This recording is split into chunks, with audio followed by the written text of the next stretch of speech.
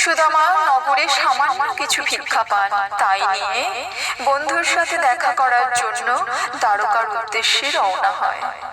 মনে বড় ভয় হয় যদি দ্বারকাধীশ শ্রীকৃষ্ণ বন্ধুকে না চিনতে পারে, কারণ আজ সে রাজাধিরাজ আর সুদামা একজন সৎ দরিদ্র বন্ধু মাত্র।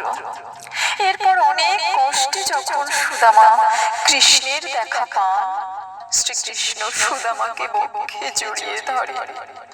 দুই বন্ধুর চোখে অঝরে জলের ধারা।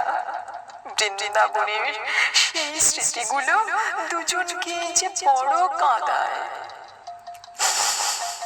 হঠাৎ শ্রীকৃষ্ণ বলে, সখা, আমার জন্য তুই কি এনেছিস? দেখা দেখা। সুদামার খুব কষ্ট হয়। সুদামা বলে, কানা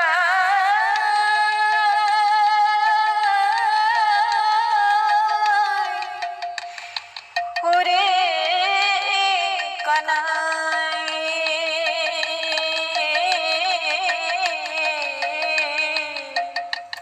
কানাইয়া কানাই,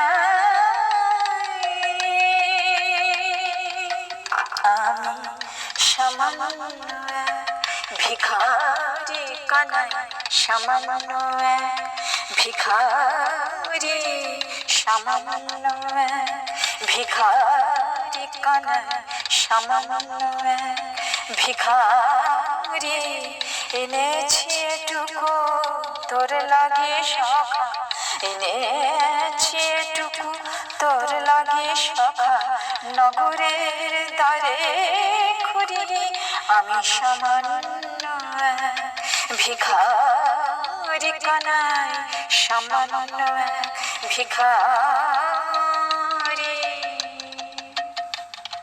কানাই, আমি যে সামান্য এক ভিখারি কানাই,